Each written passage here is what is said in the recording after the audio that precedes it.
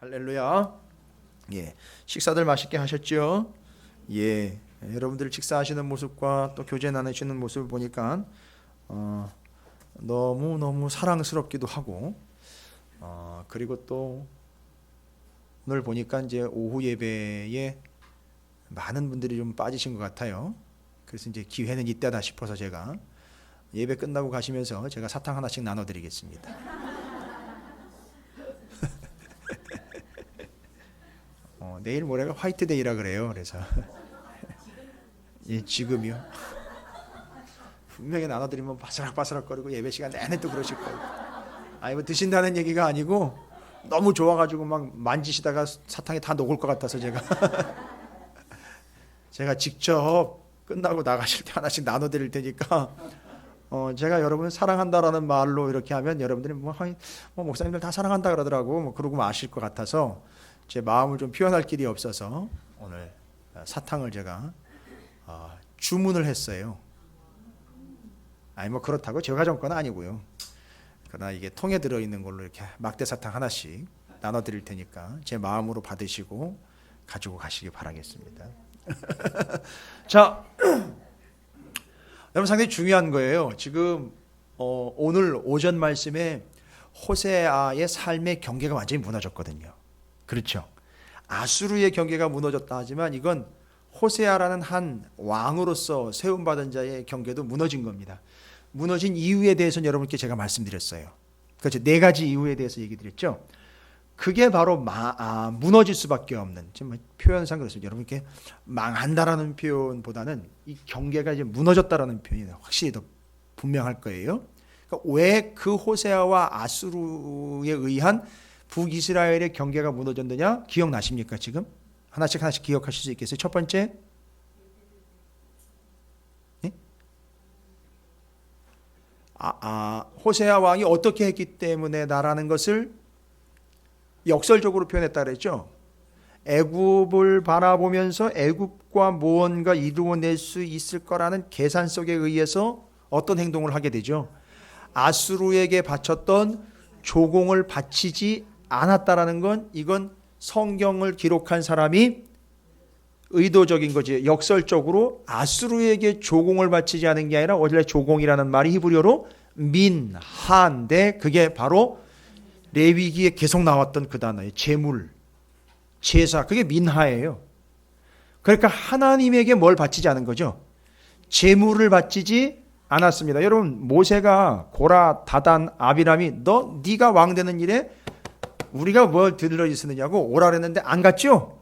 그리고 너 왕 되고 싶은 거잖아 라고 이야기할 때 모세가 뭐라고 얘기했죠. 하나님은 저들의 헌물고 제물을 받지 말아 주십시오. 뭐예요?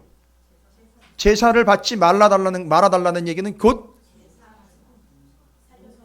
그 사람들은 어떻게 되는 거죠? 죽는다는 거예요. 더 무시무시한 얘기죠. 여러분 이 개념들을 이해해야 조공을 바치지 않았다는 게 단순히 세금을 내지 않은 게 아니라 아예 이 사람은 하나님께 제사를 드리지 않았다. 여러분 양보해서는 안 되는 게 있어요. 하나님의 것은 하나님에게 반드시 드려야 돼요. 그래서 신약 성경에서도 가이사의 것은 가이사에게, 하나님의 것은 하나님에게. 시간이 됐든 건강이 됐든 재물이 됐든 노력이 됐든 마음, 생각, 의지, 시선, 발걸음이 됐든 하나님께 드려야 되는 것은 하나님께 드려야 됩니다. 하나님께 드려야 되는 게 다른 데로 흘러가는 순간 경계가 무너지는 겁니다. 두 번째는요. 왜 호세아 왕과 북이스라엘의 경계가 무너지는 그 끝을 볼 수밖에 없었느냐? 기억나십니까? 예? 배반이라는 단어잖아요. 배반이라는 말은 등을 돌리는 개념이 아니라 아예 대상을 놓고 적과 공모를 해서 따돌리는 걸 이야기하는 거잖아요. 그렇죠?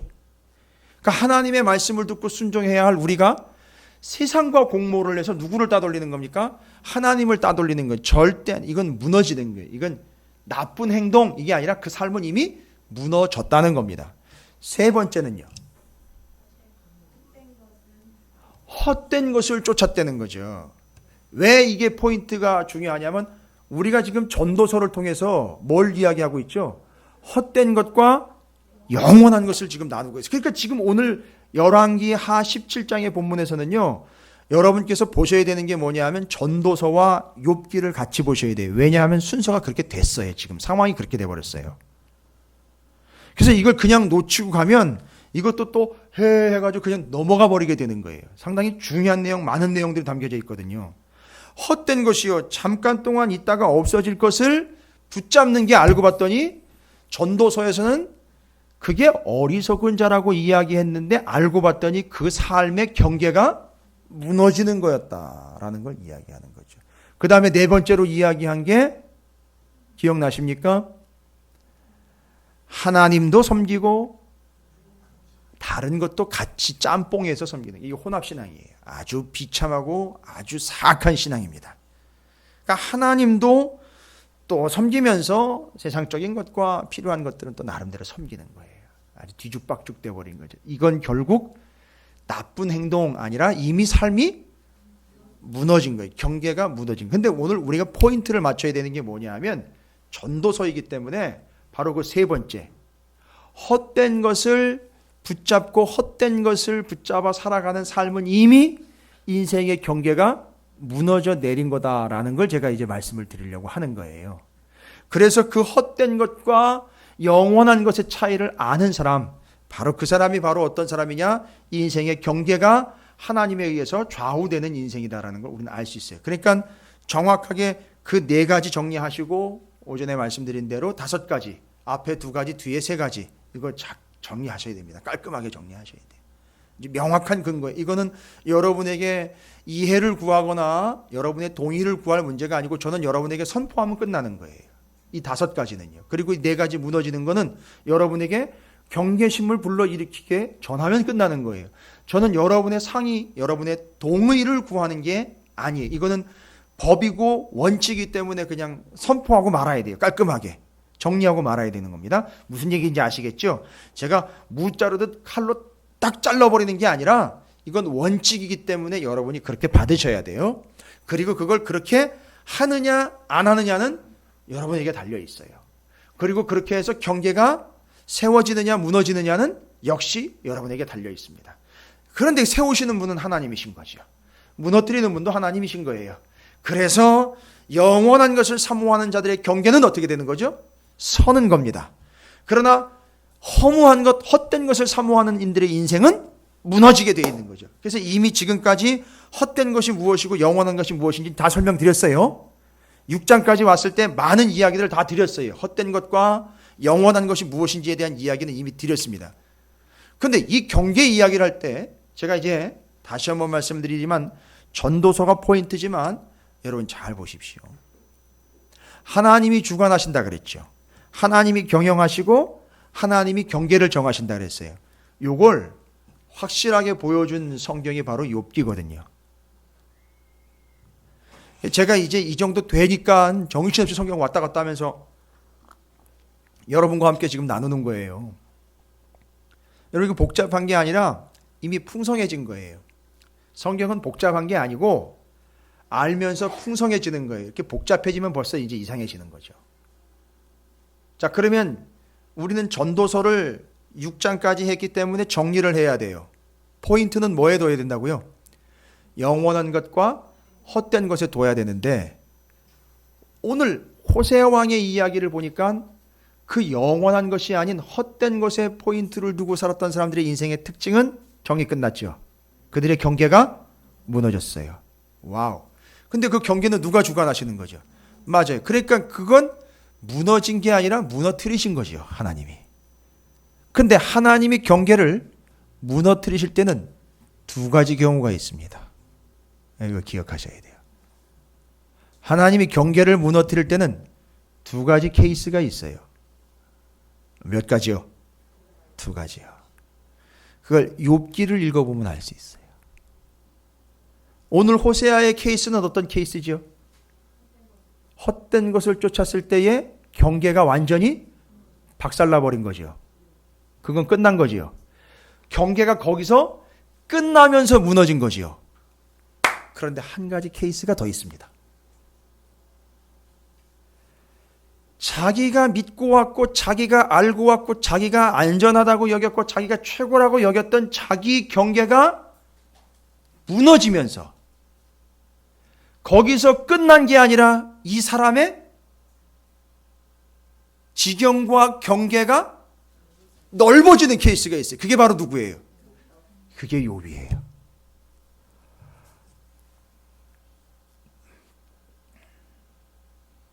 여러분도 이제 처음 말씀들이 여러 구절들이 적용되면서 정리가 되는 순간이기 때문에 이게 뭔가 싶으실 수 있는데 감이 오시죠? 그렇죠? 뭔가 지금 느낌이 오시죠? 제가 오늘 호세아가 등장 안 했으면 여기까지 가지도 않아요. 욥기까지 갈 필요도 없어요. 왜냐하면 수준이 안 되면 얘기를 해봐야 소용이 없잖아요. 근데 우리는 이미 했어요. 욥기를 지금 하고 있고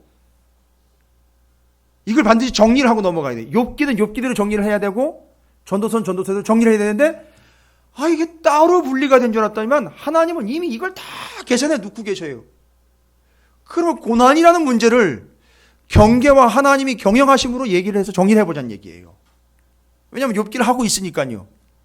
그러면 욥기 1장을 가보세요.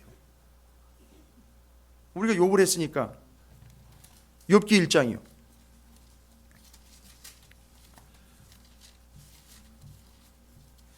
요거 먼저 좀 정리할게요. 울타리가 무너지는 두 개의 케이스가 있습니다.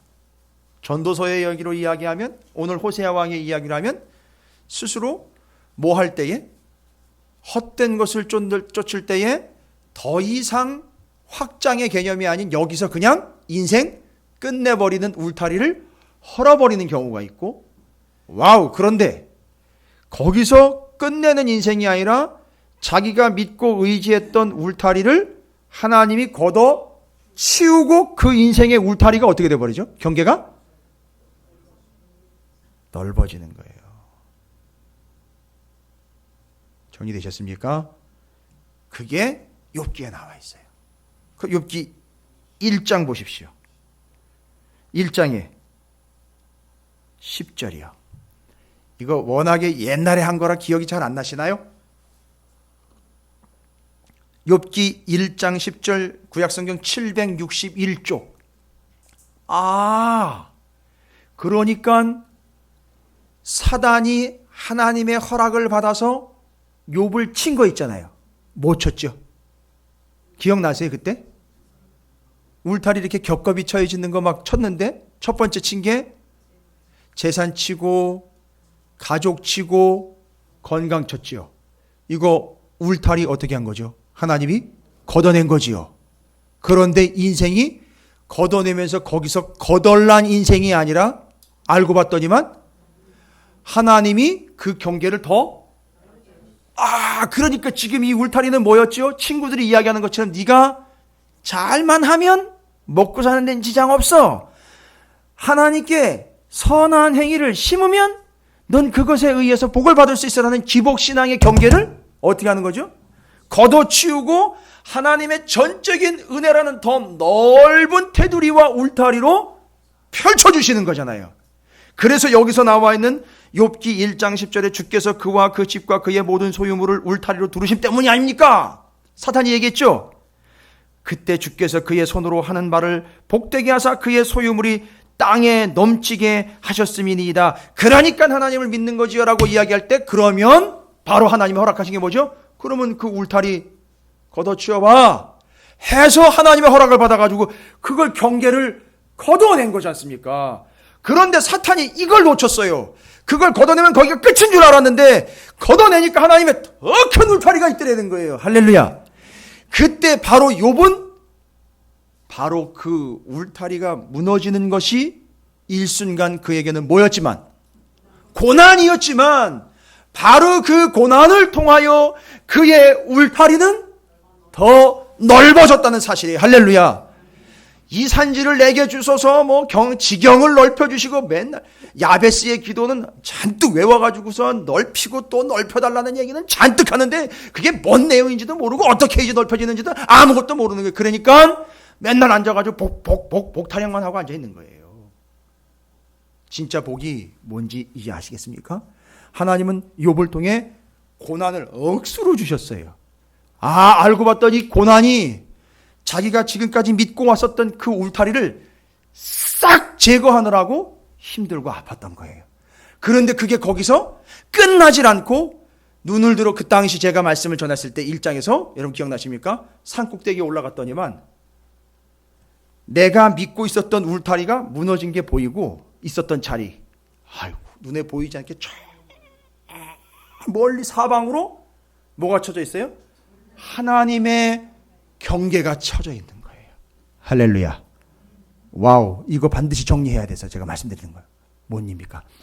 우리에게 닥치는 인생의 고난을 통해서 하나님은 뭐를 넓혀주신 거죠? 지경 곧 경계를 넓혀주신 거예요. 할렐루야. 여러분, 이거 상당히 중요한 내용이에요. 제가 원래 욥기 할 때 이 얘기를 드릴까 그러다가 오늘 살아있는 김에, 아직 기억력이 살아있는 김에 이걸 말씀을 드려야 이게 정리가 빠를 것 같아서 이걸 정리하는 거예요. 맞습니다. 하나님이 누구에게 고난을 허락하시느냐? 뭐 할 필요가 있는 사람이죠? 경계를 넓힐 필요가 있는 사람들에게 고난을 주셔서 그의 경계를 확장하십니다. 그래서 지경이 넓어진다라는 게 바로 그거예요. 됐습니까? 그래서 울타리가 무너진다라는 두 개의 케이스를 제가 욥기를 통해서 말씀드렸습니다. 그렇죠? 첫 번째 케이스는 호세아 왕의 이야기에 의하면 무엇을? 전도서와 관련돼서요. 헛된 것을 너무 사모하니 영원한 것이 아닌 헛된 것을 사모하는 이들의 결론은 뭐다? 그 경계가 그냥 무너져 거기서 끝나는 거예요. 끝. 그러나 하나님은 하나님의 사람, 그렇죠. 말하자면 욥 그 인생을 쭉 우리가 살펴봤지만 맞아요. 그는 죽음 이후도 사모하는 사람이었어요. 그렇죠. 그게 왜 30장을 얘기했느냐면 30장에 뭐래요? 이 장막, 육신의 장막 끝나면 영원한 것이 그 위에 덮여지고 임하게 되는 영원한 것을 사모하는 게 확실하게 30장에서 분명히 소개가 됐거든요. 그렇죠. 그래서 그 사람은 영원한 것을 사모하는 사람 맞습니다. 그러니까 그 사람은 호세아 왕과 완벽하게 대조가 되는 사람이에요. 그렇죠. 목사님 그걸 또 그런 식으로 해석을 하십니까? 아니요. 저건 해석한 게 아니에요. 지금 성경이 더 풍성해지다 보니까 연결이 다 되는 거예요. 여러분들이 지금 사탕 받아 먹을 생각에 별 다른 생각이 없으신 것 같은데 정말 이거 놀라운 거예요. 정말 기가 막히고 놀라운 이 진리예요. 욥이라는 사람을 통해서. 그러면 제가 지금 어거지로 끼워 맞추는 게 아니라 억지로 끼워 맞추는 것이 아니라 지금 누구와 누가 비교가 되겠죠? 자연스럽게 전도서를, 그렇죠. 전도서를 전제로 해서 욥이라는 사람과 그렇죠. 호세아 왕이 대비가 되는 거예요. 왜 지금까지는 그런 대비를 못 했을까요? 욥도 정리가 안 됐고 전도서도 정리가 안 됐고 열왕기도 정리가 안 됐으니까 이 풍성한 내용을 알려드릴 수가 없었던 거예요. 이해가 되십니까? 죄송해요. 어디 다른 교회 가보세요. 할 수가 없다고요. 알려드릴 수가 없어요. 지잘난 척하는 게 아니라 이걸 듣는 만약에 전도사님들이나 목사님들이 있다면 저는 그분들에게 이걸 하시라는 의미로 말씀드리는 거예요. 그게 전제가 안 되면 이 이야기는 들을 수가 없다고요. 연결이 안 되기 때문에. 그런데 욥이 이제는 영원한 것을 사모하는 사람의 대명사요. 호세아 왕은 허망한 것, 헛된 것을 사모하는 인생의 대명사인데 완벽하게 대조가 된 거예요. 그렇죠? 하나는 경계가 거기서 무너져 끝났고 하나는 경계가 넓어진 거예요. 이걸 사도행전 1장 8절.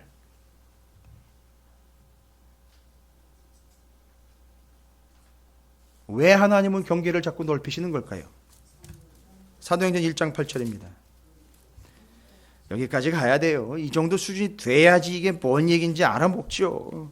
우리 찾으시는 교회 정도면 여기까지 가야 돼요. 사도행전 1장 8절 오직 성령이 너희에게 임하시면, 자, 요거 전제 달게요. 성령이 너희에게 임하시면, 성령이 임하시는 거는요, 예수님 올라가시고 대신 누구 보내주셨어요? 성령 임하시면 성령을 어떻게 한 겁니까?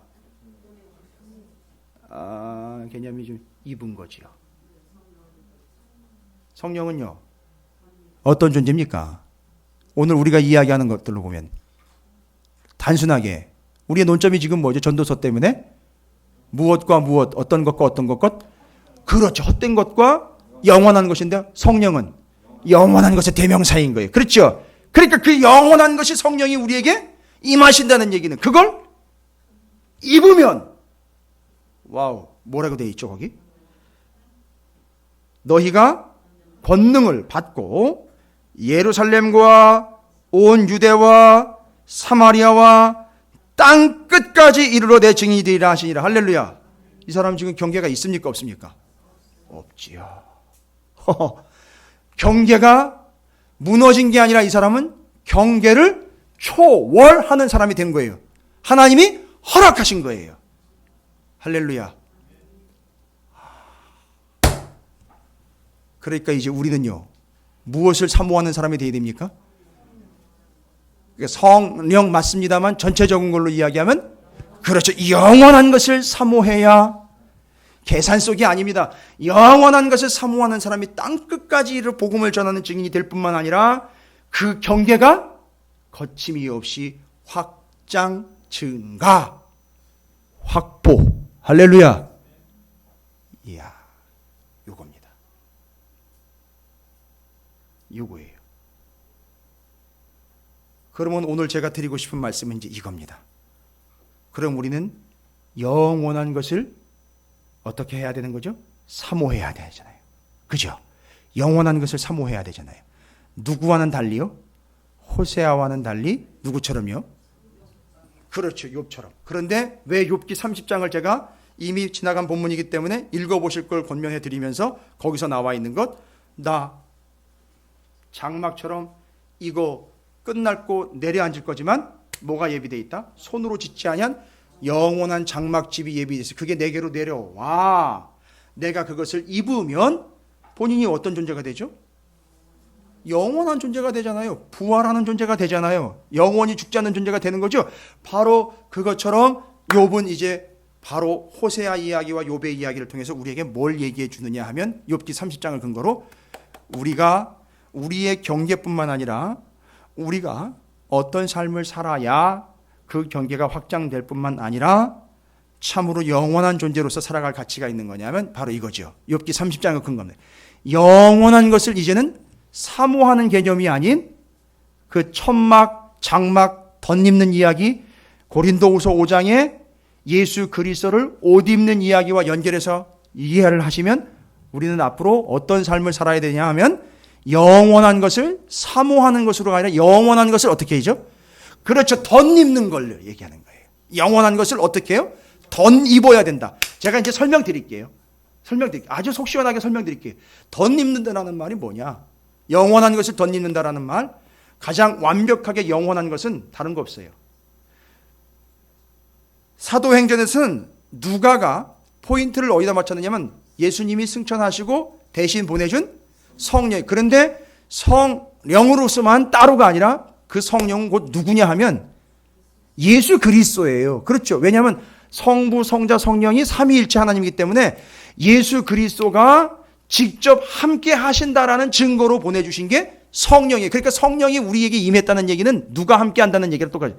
예수님이 우리와 함께 한다는 똑같은 증거예요. 자, 그러면 여기서 이제 덧입는다라는 이야기를 말씀드릴게요. 영원하여 그 경계가 한계가 없이 지경이 넓어지며 확보가 되는 인생들, 욥과 같은 인생인데 그건 어떻게 이루어지느냐? 영원한 것을 전도서의 의미로 이제 얘기합니다. 덧입어 가야 된다는 거죠.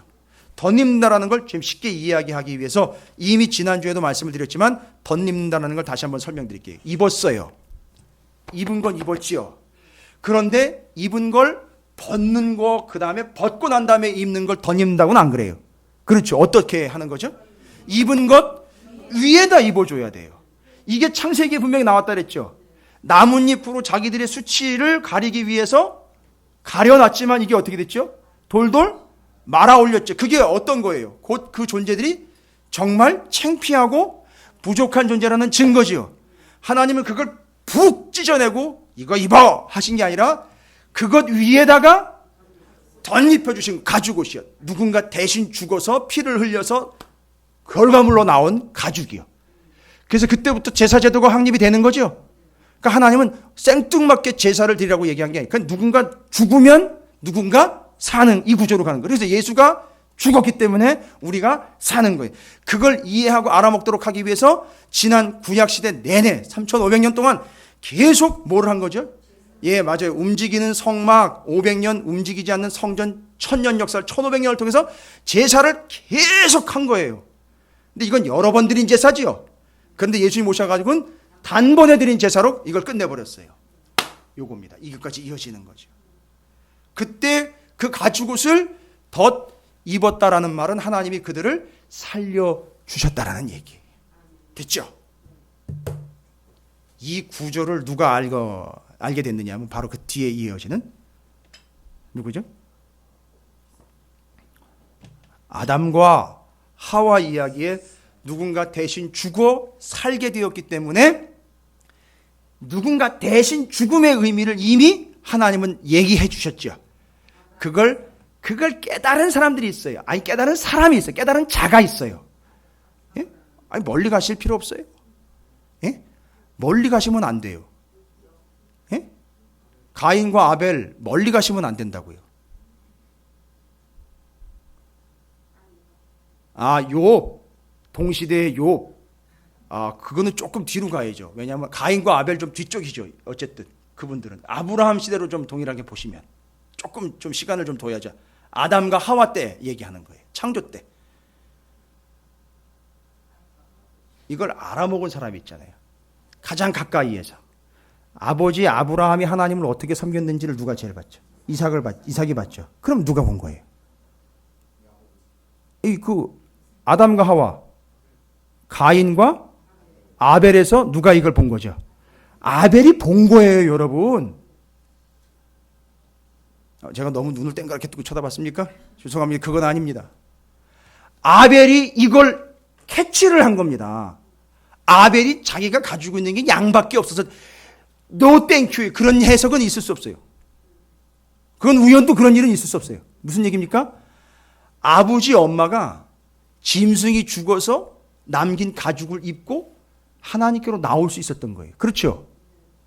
이 구조를 이미 아벨은 알고 있었던 거예요. 그러니까 내가 잡아서 죽여야 되겠다, 드려야 되겠다, 이게 성립이 된 거라고요. 그렇죠? 그게 계속 이어져 가는 거예요. 모를 리 없죠. 생각해보세요. 자기 아버지 엄마 얘기인데요. 어떻게 살았는지 정리가 딱 근데 죄 짓고 선악과 이야기 딱 해보니 벌써 타락해가지고 어떻게 되는 거죠? 거기서 그것 때문에 어떻게 되는 거죠? 쫓겨난다는 얘기는 뭐예요? 경계가 무너져가지고 밀려나는 거 아닙니까? 그런데 그걸 생명을 죽여서 구원을 얻게 했다라는 이야기가 아벨이 캐치를 한 거예요. 그러니까 자기도 어떻게 하나님을 제사해야 되겠다. 맞아요. 제사 드려가지고 양 잡아 드려야 되겠다. 이렇게 해서 계속 드린 거예요. 이거 이해가 안 될 리가 없습니다.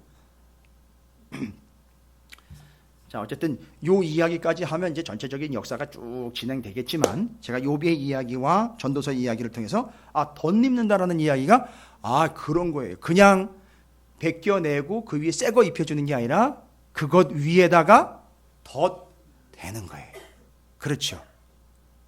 그런데 우리의 경계가 그 자리에서 무너져 끝나지 않기 위해서는 오늘 호세아의 이야기를 통해서 정리 끝냈잖아요. 어떤 삶을 살아야 된다. 전도서를 위해서 제가 이 이야기를 정리를 한 거예요. 욥의 이야기도 그렇고 호세아 이야기도 그렇고. 전도서가 지금 죽었기 때문에. 왜냐하면 오후 예배 때는. 호세아 이야기를 통해서 전도서가 계속 이야기하는 것, 영원한 것을 사모해라. 결론적으로 영원한 것을 사모하는 자들은 어떤 삶을 살게 된다. 경계가 무너지고 거기서 끝나는 게 아니라 그 경계를 하나님이 넓히시는 걸 얘기하는 거잖아요. 그렇죠. 그러면 영원한 것을 어떻게 해야 되죠? 지금까지 우리는 사모한다라는 말로 왔는데 욥의 이야기를 통해서 정리합니다. 사모한다라는 걸 생각하는 걸로 끝나는 게 아니라 구체적인 행동으로 어떻게 해야 된다? 그렇죠. 그 위에다가 계속 덧 입어 가야 한다. 이 덧입는다는 걸 설명해 드리기 위해서 제가 준비한 게 있습니다. 바로 오늘 말씀이에요. 민수기 15장 37절부터 41절. 이게 덧입는 얘기예요. 민수기 15장 37절부터 41절까지 뭘 얘기를 했느냐 하면 내용상으로는 옷 끝에 달린 술 얘기예요. 술. 알코올이 아니라 천에 달려있는 끈. 자, 그림 좀 보여주시겠어요? 보이십니까? 잘 안 보이시면 앞에 불을 좀 꺼주시면 좀 이해가 쉬우실 것 같아요.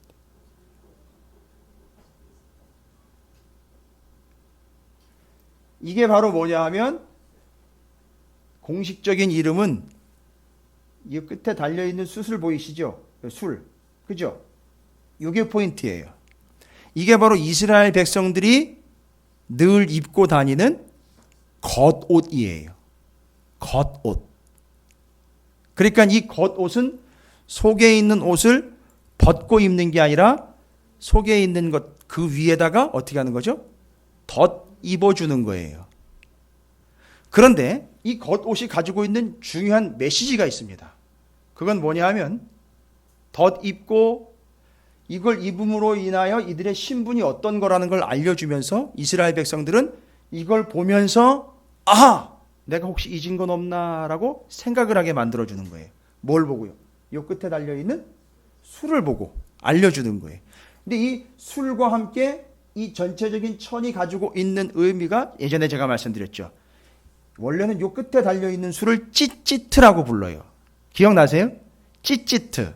근데 이게 8줄에 5매듭이에요. 합치면 13개죠. 그리고 이 천 전체가 의미하는 게 바로 600. 그래서 이 전체를 보면 술까지 포함해서 613개. 뭐죠? 율법이지만 하나님의 말씀. 그러니까 뭐가 되는 거죠? 표현상으로 보면 늘 어떻게 하죠? 말씀을 덧입는 삶이, 그게 온전한 삶이라는 거예요. 됐습니까? 그리고 그렇게 살아가기를 하나님은 명령하신 거예요. 와, 그러니까 지금 너희도 뭔 얘기가 기억나셔야 되느냐 하면 풀은 마르고 꽃은 시드나 하나님의 말씀은, 그러니까 지금 뭐예요? 그냥 이걸 입은 게 아니라 말씀이라는 어떤 것이죠? 영원한 걸 입은 거예요. 그런데 이 사람들은 가면서 이 의도를 오해를 하고 착각을 하고 이게 어떻게 변질되어 가는지 읽었죠. 마태복음 23장 5절. 아까 얘기했잖아요. 그죠? 그 본질적인 의미를 망각을 하고 이걸 갖다가 요 끝에 달려있는 수를 조작을 해요. 그래가지고 목적은 뭐예요? 그렇죠. 지금 현재 사람들의 눈에 보여지고 비추어지는 허망한 짓을 했다는 얘기예요. 원래는 이걸 뭘 위해서 주셨는데요? 말씀으로써 우리의 삶이 이걸 지킴으로 이거를 덧입는다라는 표현으로 주셨고, 그것은 풀과 같지 않고 열매와 같지 않고 영원한 것이기 때문에 하나님 말씀이 영원한 거니까 늘 뭘로요? 하나님의 영원한 말씀으로 덧입어서 영원한 삶이요. 그러니까 영원한 삶을 살게 되면 오늘 열왕기하 17장의 말씀처럼 그 삶이 어떻게 된다는 거죠? 경계가 확장되고 확보된다는 건데 이 짓을 스스로 하고 있어요. 뭐 하려고 하는 거나 똑같은 거죠. 자기가 스스로 경계를 높인다거나 확장시키려고 하는 아주 다분히 의도적인 악한 의도가 담겨 있다는 거죠. 이 짓을 누가 했느냐 하면 마태복음에 보면 서기관과 바리새인들이 했다는 거예요. 됐습니까? 그러니까 이게 이해가 안 되면 이 개념들도 전혀 이해가 안 되는, 그리고 왜 그 사람들이 그런 짓을 했는지도 이해가 안 되는 거죠. 그러니까 꼭 바리새인과 서기관들은 누구와 같은 부류라고 할 수 있죠? 지금 우리가 구약에 이야기한 사람 중에 호세아와 같은 사람. 여러분 지금 이게 엄청난 시대와 방대한 양을 아우르면서 오늘 이 시간은 거의 특강 수준입니다. 내 특강이 강의가 아니라 말씀이기 때문에 내용이 많다 보니까 여러분께서 정리가 복잡할 수 있는데 제가 지금 여러 얘기를 드리는 게 아니에요. 명확하게 지금 정리하셨죠? 다 되셨죠? 그래서 지금 욥기, 전도서, 열왕기하까지 다 정리. 이거 안 되면은요. 죄송해요. 우리가 하나님 부름 받을 때까지 한번 제대로 듣지도 못하고 가는 거예요. 알지도 못하고 가는 거예요. 좀 잘 가야 되지 않겠습니까? 그죠? 그럼 이걸 입고 있어요. 근데 이건 몇몇 사람만 입는 게 아니라 유대인들이면 다 입어야 돼요. 그러면 입은 걸 보고 뭐라고 생각해야 된다고요? 아, 내가 말씀대로 살았나? 그렇죠. 그걸 생각해야 되는 거죠. 그리고 나는 또 말씀대로 살아가고 있나? 이걸 봐야 된다는 거죠. 그 목적으로 준 거예요. 그렇죠? 그런데 잘 보십시오. 이게 율법이라면, 물론 말씀이지만 다 지킬 수 있습니까? 없습니까? 없지요. 오호, 그럼 어떻게 해야 돼요? 다 지킬 수 있어요? 없어요? 없잖아요. 근데 이걸 지켜야 될 거 아닙니까? 그죠? 그럼 어떻게 해야 되는 겁니까? 이제 여기서 그 개념이 나오는 거예요. 이걸 입은 채로 내가 서기관과 바리새인들처럼 다 지켰습니다가 아니라 두 손 들고 오는 거죠. 뭐라고요? 다 못 지켰습니다. 하나님 어떻게 할까요? 라고 나오니까 하나님이 바로 그 타이밍에 예수 그리스도를 보내주셔서 이 위에 바로 어떻게 됐어요? 예수 그리스도를 또 덧입게 된 거예요.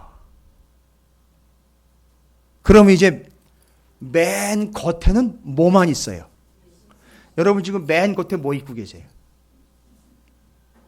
그게 예수라는 거예요. 무슨 얘기인지 아시겠습니까? 그러니까 우리의 삶은 이제 정리를 해볼게요. 오늘 말씀처럼 경계의 이야기에서도 경계를 무너뜨려서 여기서 끝내는 인생이 아니라 욥처럼 하나님이 넓게 펼쳐내는 확장시켜 하나님이 주관하시는 경계가 확장되는 인생이라면 바로 이 호세아와 이야기한 전도서와 이야기한 부분대로 하면 여러 가지 이유가 있지만 그중에 딱 한 가지 지금 제가 찍어서 얘기 드렸죠. 영원한 것과 헛된 것. 그러면 우리는 무엇을 어떻게 해야 우리의 경계가 하나님이 보장하시는 확장된 경계가 되느냐면 영원한 것을 사모하는 인생이 되어야 돼요. 그렇지요. 그게 정답입니다. 영원한 것을 사모하는 인생 되어야 됩니다. 그게 제대로 된 인생이죠. 그렇게 되려면은 구약시대 때는 이걸 가지고 입으라 그랬어요. 말씀을 계속 입으라 그랬어요. 지키라 그랬죠. 지키다 보니까 다 못 지켰어요. 거기서 경계가 끝나는 게 아니라 하나님이 확장시켜줬어요. 어떻게 해가지고요? 더 영원한 예수 그리스도를 입혀주심으로 그 경계가 확장이 된 거예요. 그러니까 오늘날 잘 보십시오. 오늘날 교회와 성도들이 호세아 왕과 욥기 전도서의 이야기를 총 정리를 하면 뭐냐면 여러분 지경이 넓어질 수 있어요. 여러분 경계가 확장될 수 있어요. 왜냐하면 사도행전 1장 8절 때문에 그래요. 뭔 얘기인지 아시겠어요? 우리가 잘 먹고 잘 살도록 하기 위해서 하나님이 지경을 넓히는 게 아니라 땅 끝까지 경계를 통과하여 거기까지 가서 복음을 전하는 자가 되도록 하기 위해서 하나님은 경계를 넓혀주셔야 돼요.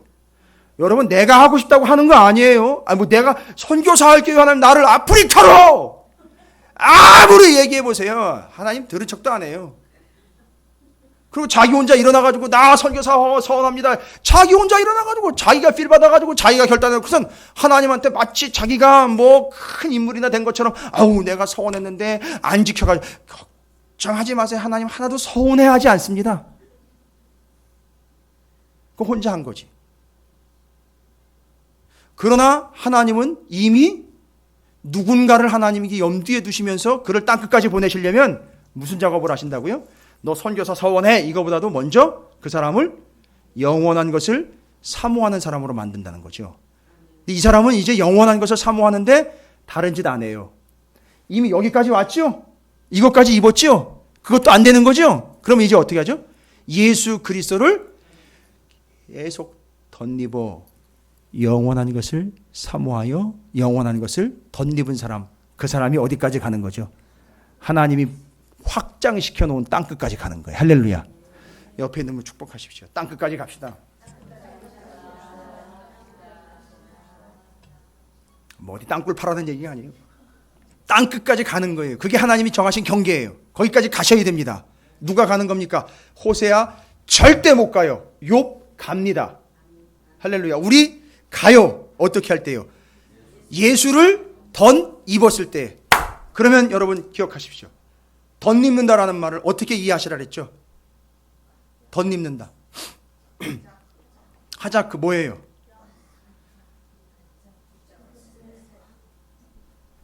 여러분 옛날에 얼마나 추웠어요, 어르신들, 그죠? 옛날 겨울에 추울 때 어떻게 하셨어요? 예? 여미는 것뿐만 아니라, 자 한번 볼까요? 아래 위로 속옷 다 입으시죠? 그 다음에는요, 겨울이니까 내복 입으시죠? 그 다음에는요, 목티 입으시죠? 솜바지 입지요? 겉에다가요, 목도리 하지요?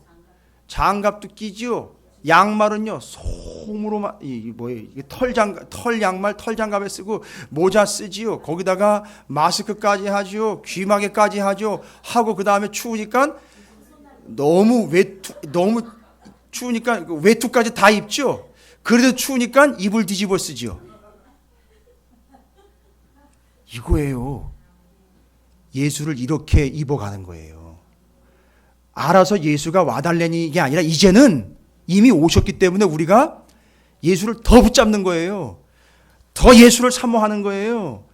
더 붙잡고 더 사모하고 더 찾고 더 의지하는 거예요. 더 꽉 붙잡는 거예요. 그러니까 여러분 여기 교회와 사는 분들이 다 이유가 있는 거예요. 그게 하자크하는 거예요. 붙잡는 거라고. 예수를 더 사모하는 거란 말이에요. 이해가 되십니까? 그 사람들이 땅끝까지 가는 거예요. 그러니까 우리의 삶은 이제 이 말씀이라는 걸 통해서 우리는 예수를 더 사모하게 되는 거죠. 할렐루야. 여러분이 바로 그런 존재가 되시기를 주님의 이름으로 축복합니다. 응용 문제 풀겠습니다. 오늘 중요한 내용이기 때문에 응용 문제 딱 두 가지만 풀게요. 마태복음 9장 18절입니다. 그러니까 이제 다 설명이 돼요. 마태복음 9장 18절.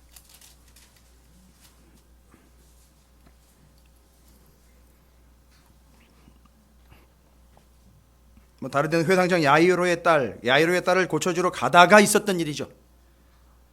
누구 얘기가 나옵니까?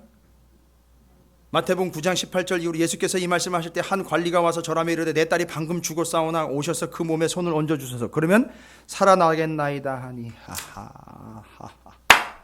예수님이 손 얹은 건 죄다 뭐가 되는 거예요. 예수님이 손을 얹었다는 이야기는 그냥 안수가 아닌 거예요. 이해가 되세요?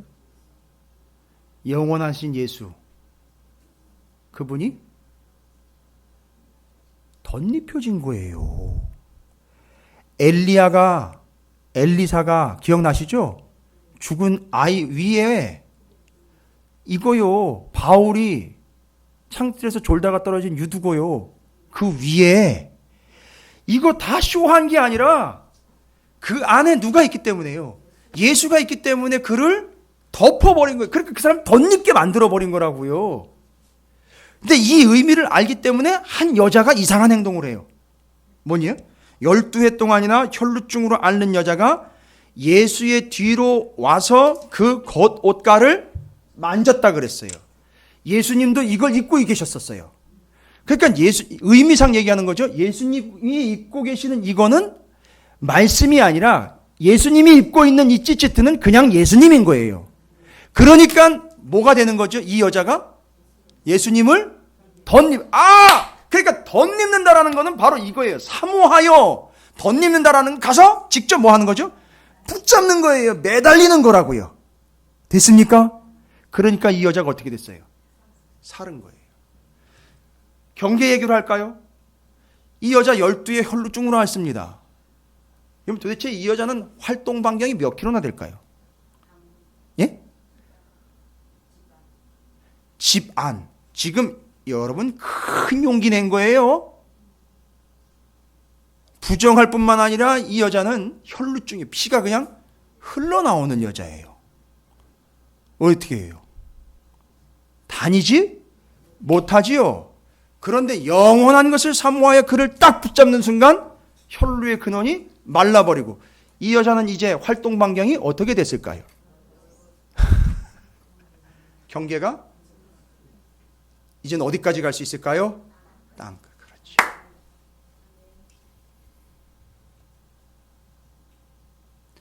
야, 이걸 오후 예배 시간에 이렇게 해야 된다라는 게 저도 마음이 아파요.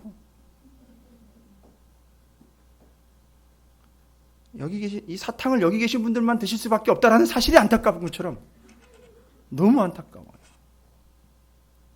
언젠간 민족의 교회에 반드시 이 말씀의 이 메인 메시지를 다 모아놓고, 물론 제가 모이라 그러면 하나도 안 모이겠지만 언젠가 기회에 대해서 이 말씀을 전할 때가 올 거라고 저는 믿어요.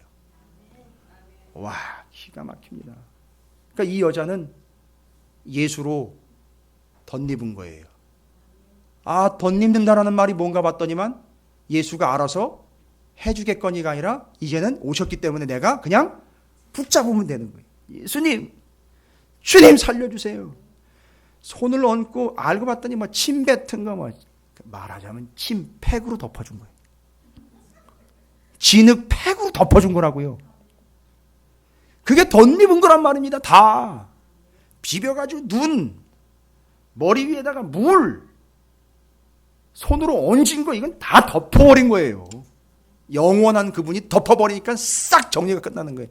이 사람은 어디든지 가요. 나병 환자예요. 어디까지 갈 수 있어요? 동네 바깥에서 절대 동네 안으로 들어오지, 거기서 그냥 죽을 때까지 음식 갖다 주면 먹을 수 있고, 안 갖다 주면 굶어 죽는 게 그게 나병 환자예요. 그런데 주님이 10명 고쳐주고 1명 달랑 왔지만 나머지 아무 어디 갔느냐 이렇게 할 때도 그 나병도 어떻게 됐어요? 완벽하게 고침받아가지고 이제 이 사람은 자기 집이며 고을이며 어디든지 갈 수 있어요. 그리고 땅끝까지 이르러 예수가 나를 고쳐주었다는 걸 전할 수 있는 존재가 됐다는 겁니다. 됐죠? 이제 이게 연결이 되시죠? 한 가지 응용 문제 더 풀고 끝내겠습니다. 사도행전 7장 54절부터 60절이에요. 요거는 예수님 덧입기 전 얘기입니다. 누구 얘기냐면 바울 얘기예요.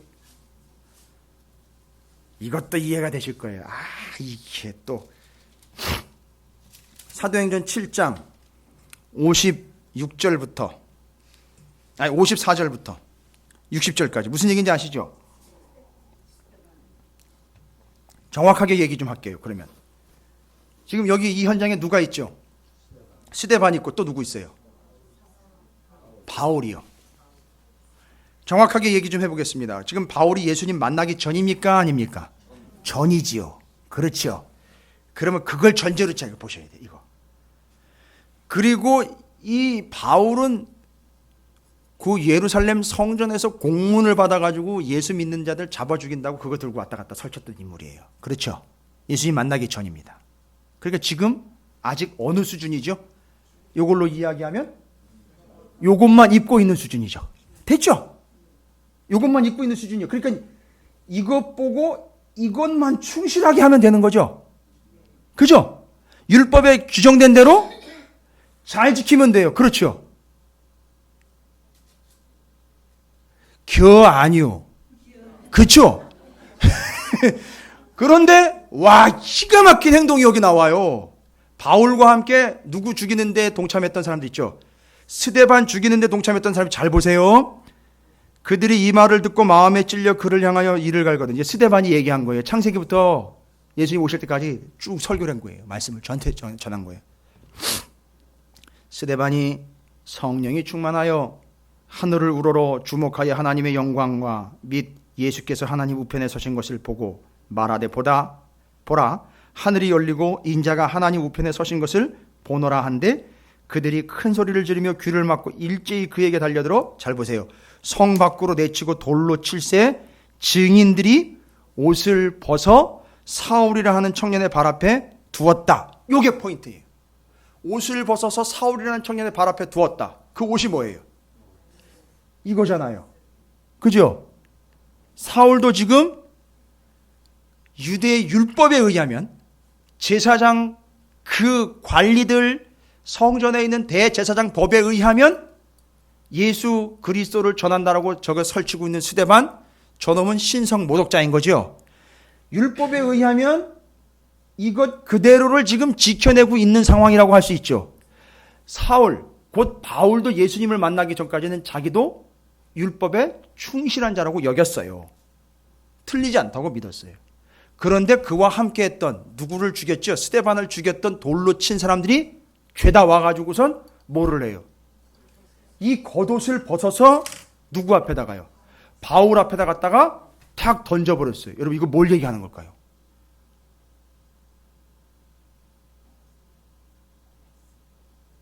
지금 예수 그리스도를 이 사람들은 인정하지 않고 덧입지도 않고, 그죠? 믿지도 않는 단계에서 이 일이 발생된 거예요. 그리고 예수를 덧입은 스데반이 죽어가는 걸 보고 이 사람들은 이걸 갖다가 벗어서 이 옷을, 화려한 옷을 입고 있는, 가말리엘 문화생이면 얼마나 화려하겠습니까? 이 외투가. 그 사람 앞에다 갖다가 그 돌 던져가지고 스데반 죽인 사람들이 죄다 바울 앞에다 갖다가 이걸 던져버렸어요. 왜 이런 행동을 했을까요? 그 사람들이 짜증이 나가지고 이런 행동을 했을까요? 사람을 죽였으니까 기분이 나빠가지고 양심에 가책이 돼서? 아니요. 뭘 표현한 거죠? 우리가 잘했지?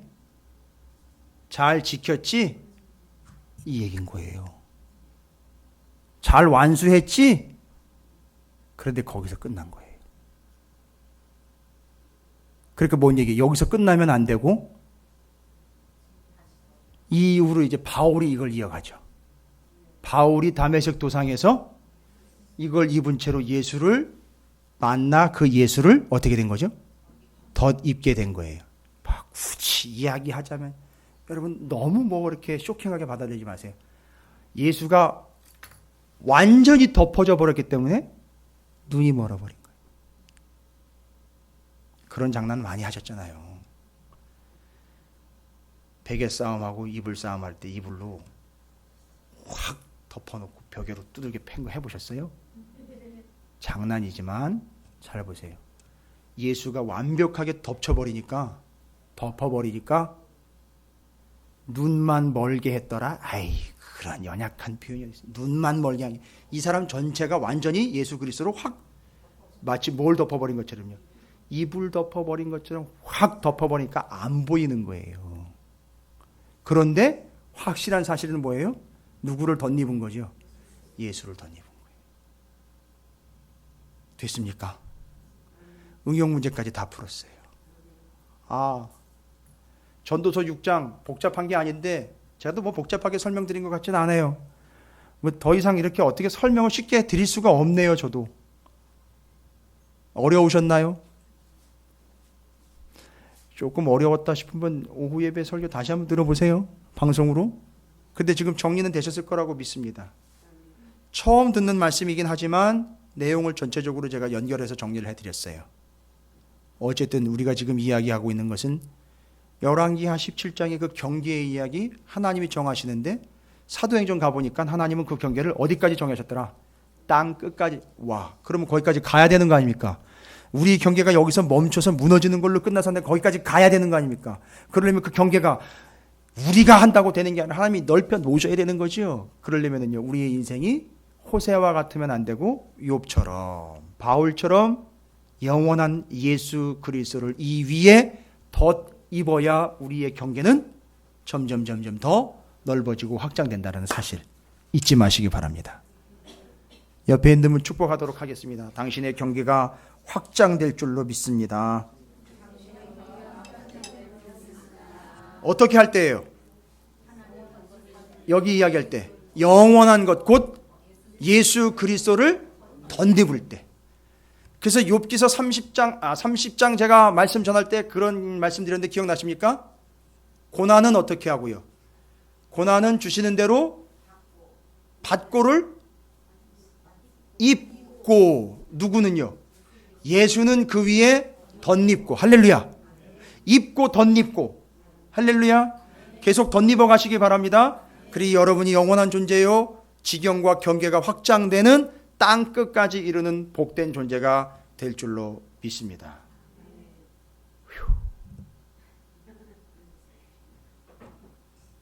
이게 보통 내용 아니에요. 좀 쉽지 않습니다만 내용상 본문들을 제가 다 거론을 했으니까 다시 한번 살펴보시면서 연결하시면 이해가 되실 줄로 믿습니다. 결단하겠습니다.